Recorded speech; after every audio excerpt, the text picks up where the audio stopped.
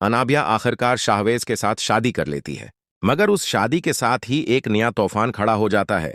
जैसे ही वो दुल्हन बनकर शाहवेज के घर कदम रखती है, वो सबके सामने सुल्ताना बेगम पर संगीन इल्जाम लगा देती है। अनाबिया कहती है कि उसे नुकसान पहुंचाने की कोशिश की गई थी और वो सब कुछ अपनी आंखों से देख चुकी है। ये अल्फाज सुनते ही घर का माहौल बदल जाता है। शाहवेज सकते में आ जाता है। एक तरफ उसकी मां है, जिस पर उसे हमेशा फख्र रहा, और दूसरी तरफ उसकी नई नवीली बीवी।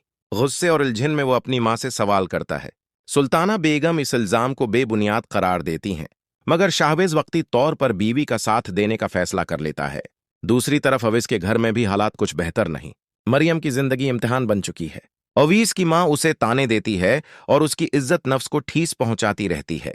मरियम खामोशी से सब बर्दाश्त करती है क्योंकि वो अपने रिश्ते को बचाना चाहती है।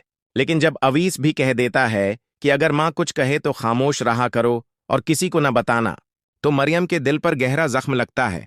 इसी दौरान शफीका साहब एक अहम ऐलान करते हैं। वो कहते हैं कि जो जायदाद अनाबिया के हिस्से में आनी थी, वो अब मरियम को दी जाएगी क्योंकि उनके नजदीक मरियम ने बेटी होने का हक अदा किया है। ये सुनकर अनाबिया का गुस्सा आसमान को छूने लगता है। वो मरियम पर इल्जाम लगाती है कि उसने उसका हक छीन लिया है, मगर हैरान कुन तौर पर मरियम वो जायदाद लेने से इनकार कर देती है। वो कहती है कि उसे किसी के हिस्से की जरूरत नहीं। उसका ये कदम सबको खामोश कर देता है। लेकिन उसके चेहरे की उदासी छिपी नहीं रहती।